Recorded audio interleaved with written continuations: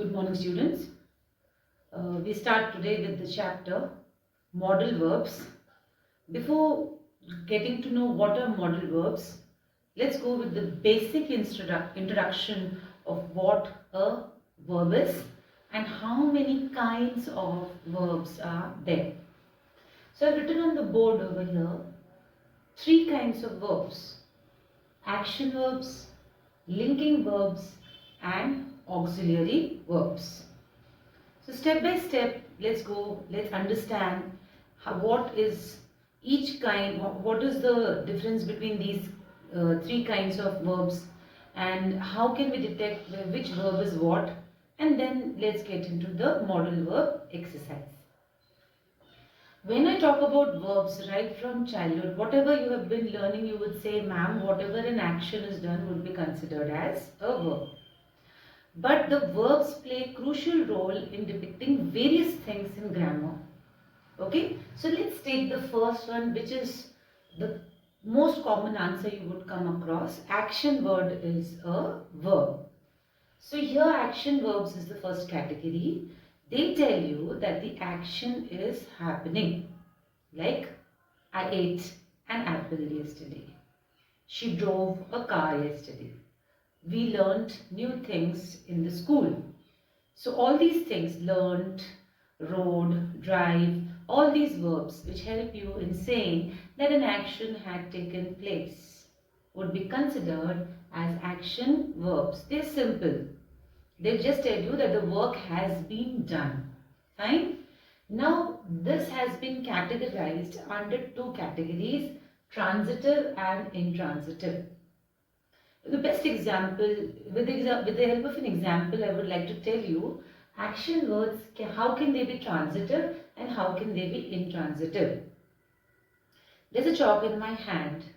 If I say, I threw a chalk, okay, so I am the doer of the action and my action was throwing, and what was thrown by me? A chalk. So my action's effect came on the chalk. The chalk left my hand and fell at a distance because I threw it. So there was a doer of the action over here and there was a receiver of the action also in this sentence. I threw a chalk.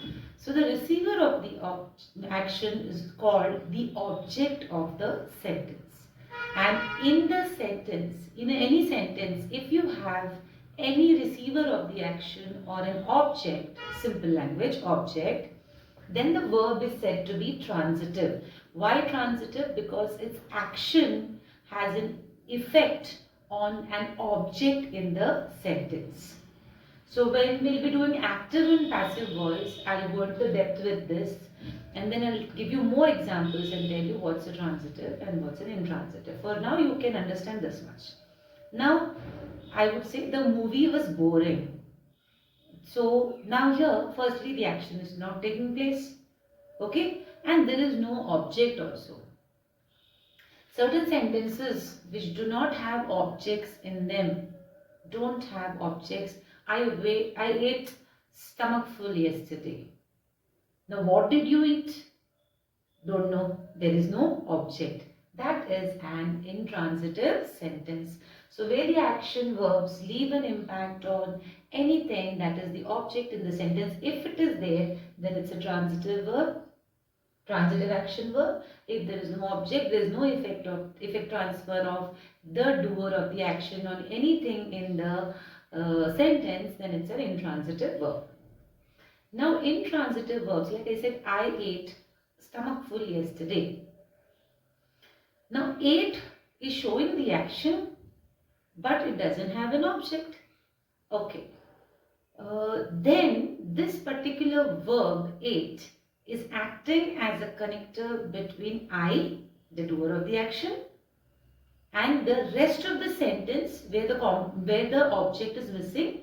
If the object is missing, then the rest of the part of the sentence would be called its complement.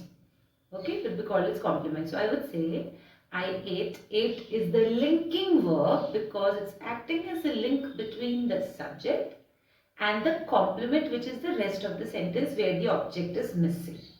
You will find intransitive verbs in intransitive sentences, whichever verb comes over there, that is the linking verb, because in intransitive sentences there are no objects at all.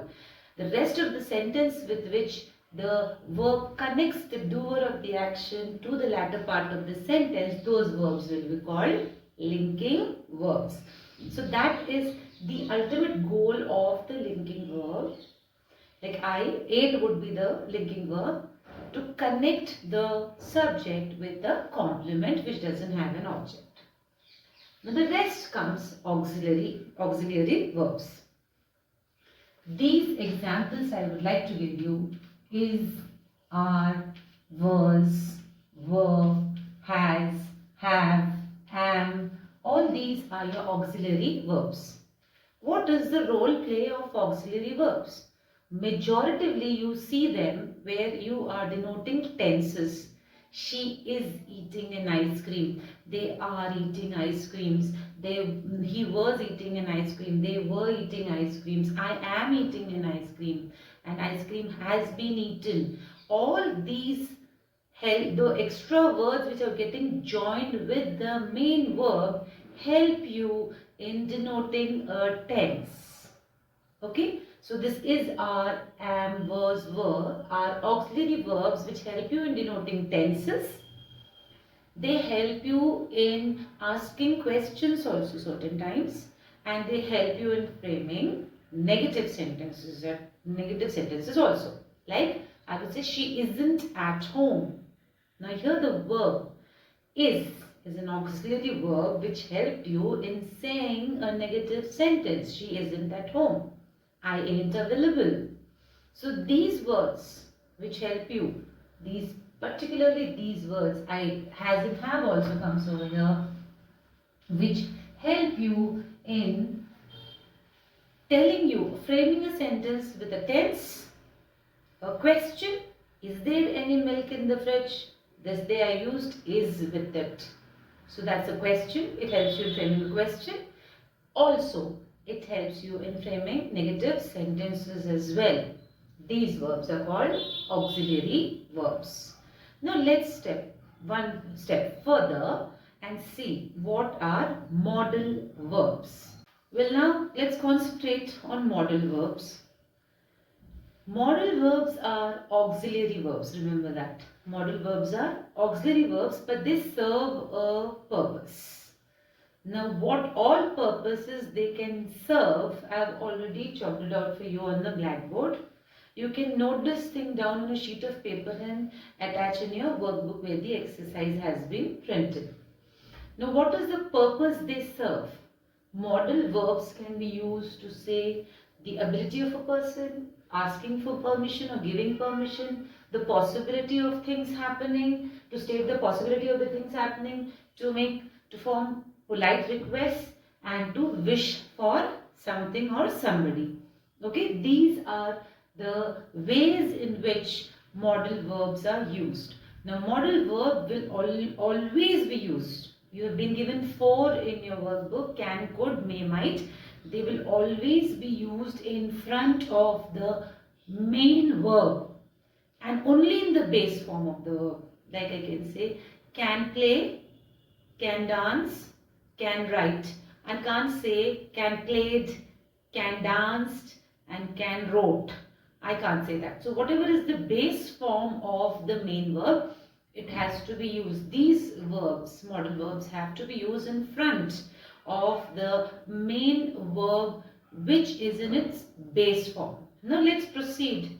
This way it's easier for you to understand what role play does each modal verb which has been given in your workbook have to play in English grammar. Let's begin with ability.